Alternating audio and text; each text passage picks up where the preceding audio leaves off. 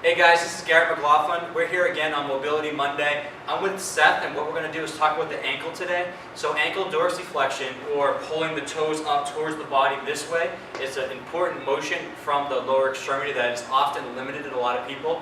Again, we're wearing high-heeled shoes, we're sitting at desks, or driving in a car in this plantar flex position. So a lot of times we become immobile as we try to pull the toes up. That calf is really tight, ankle is restricted.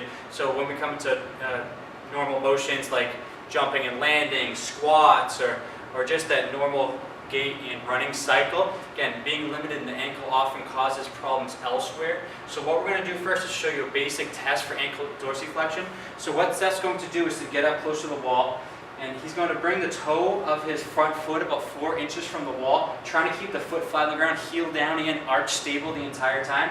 He's going to try to lunge his knee forward. So you can see as he gets into this position, he can't get his knee to the wall, so what he's forced to do is actually lift his heel off the ground to try to get that knee a little further. If we see from that 4-inch range that he cannot lunge the knee all the way to the wall without the heel lifting up, we know he has a restriction in ankle dorsiflexion.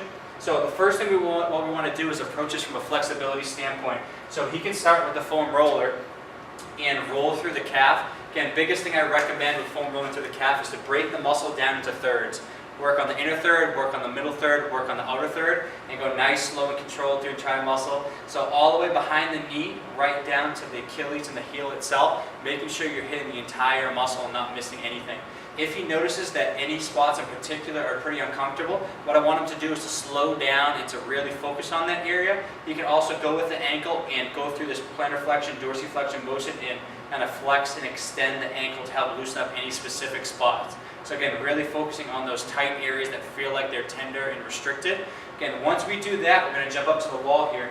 So we went in and released any tension from the calf and the gastroc and the soleus. Next what we're going to do is to go into a traditional calf stretch. So toes up on the wall and keeping the knee straight to start. In 2 ways we can do this. We can keep the knee straight, which works on the outermost calf muscle called the gastroc.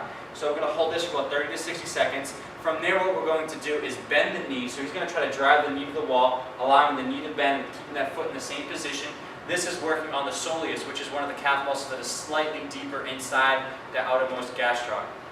So once we approach that from a flexibility standpoint, what we can do, we can try to retest that original test to see if this is a flexibility problem, if it's more muscular. So he can go from there, try to lunge the knee to the wall, see if he can get any further without that heel lifting up.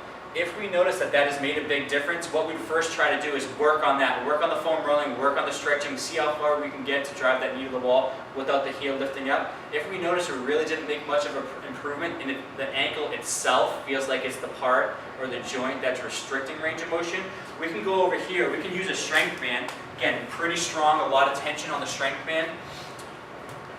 We can go in, again, right at the bottom around the malleolus. So if you think those bumps around the ankle joint, we're going to go just slightly higher than that to make sure we're mobilizing the tibia and the fibula. So what he's going to do, the same exact position, and he's going to try to do the same thing, lunging the knee to the wall. So the band around the ankle, or the distal low leg, is providing a posterior mobilization. So to increase ankle dorsiflexion, what we want to do is pull those bones in the joint backwards so we can go ahead and loosen up, again, the capsule, some of the ligamentous structures around the ankle to get more dorsiflexion. So this is the next step. If you notice flexibility-wise, the foam rolling, the calf stretching didn't get you far enough, we can try from a mobility standpoint here, try to increase range of motion through the actual joint itself. So that's how you self-assess the ankle joint, looking at dorsiflexion. Look at it from a flexibility and mobility standpoint. Again, the ankle is very important as far as lower extremity function. If we have restricted range of motion, other joints have to compensate to go through additional range of motion. So again, take a look, go through the self-assessment, see how you do with that. If you are restricted, try some of these things and see how you can make a difference. Thank you.